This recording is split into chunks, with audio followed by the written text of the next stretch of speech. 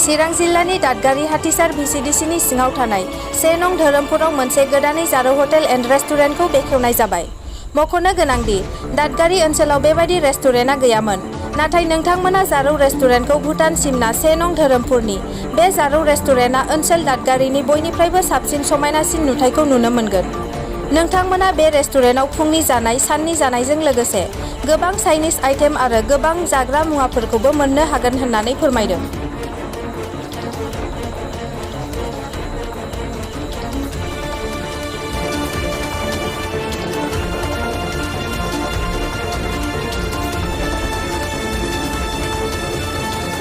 माने ओरैहाय जोंहा दक्षिण साइडनिफ्राय अनेक मानसिफोर फैयो। ओमफ्राय सिङाव बांसिनानो जाबोजोबा बा ओंखाम उखैनानै फैयो। ओमफ्राय हजोंहाय लान्चखौबो खालामा, सोरबा खालामो सोरबा खालामा। बिदिखौ साननानै माने जाहाथे ओरैनो खालि पेटआव थांफिननाङा बिदि सुबिदाखौ होनो नाजादों आरोखि आं खुलिनानै। बर्थमान आंनाव 6 जन दङ। ओमफ्राय लासै लासैनो डेभेलपआ जालाङोबा आङो बारायलांबाय थागोन। बाहायथ' ब्रेकफास्ट, लान्च, डिनार बेफोरखौ होनाय जागोन।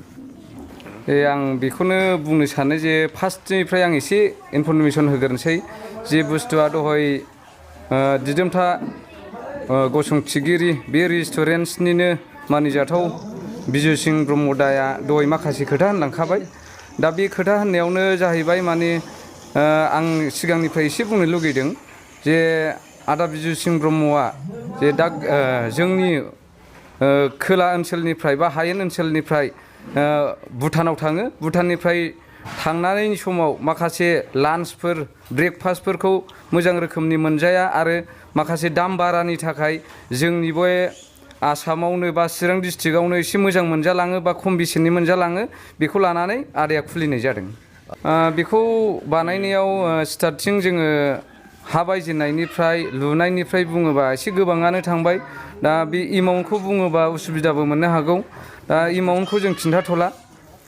बिनि थाखाय जोङो लासै लासै केपासिटिफोरखौ जा हादों बेखौ हानायनि गेजेरावनो खरस थांनायखौ जों जाहाथे उनाव बुंनोसै आरो। दा जोङो ओरैबायदि खालामनो सानदों जे मानसिजों लोब्बा लानानै जों साबसे मावग्रा कर्मिफोरखौ सोनो हायो। जे दहाय आदाया बुंबाय 6 जन लाजेनबाय। 6 जननिफ्राय जोङो मानसिया जायोब्ला आरो जोङो एसे एसे बारायबाय थागोन। जाहाथे जोंनि लकेलनि लाइमोन एसे एनै मेट्रिक कुलिक जानाय बा आन्डार मेट्रिकफ्रा बेयावनो मोनसे संनाय खावनायजों लोब्बा लाखिनानै, सोलोंलांनायजों लोब्बा लाखिनानै जाहाथे बेवहाय बेखार थानाय सेंग्राफ्रा जोंनि बे रेस्टुरेन्टआव गावनि जिबन रैखानि थाखाय बा न'खर संसार खुंनायनि थाखाय एसे हेल्प होनो हायो। बेखौ नायनानै जोङो बे जोंनि दादगारि हाथिसार ओनसोलाव नैबे रेस्टुरेन्टखौ खुलिनाय जादों। नंगौ बियो जोंनि उत्तर ओनसोलाव दिनैसिम बर'नि मोनसेबो गाब गोनां रेस्टुरेन्ट गैफेरा।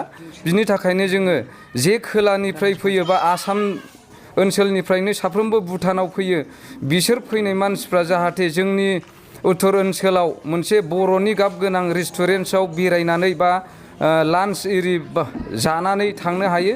बिनि थाखायनो जोङो उत्तर ओनसोलाव मोनसे बर'नि गेजेराव नामदांखा जाथों होननानै जोङो बे रेस्टुरेन्टखौ खुलिनाय जादों।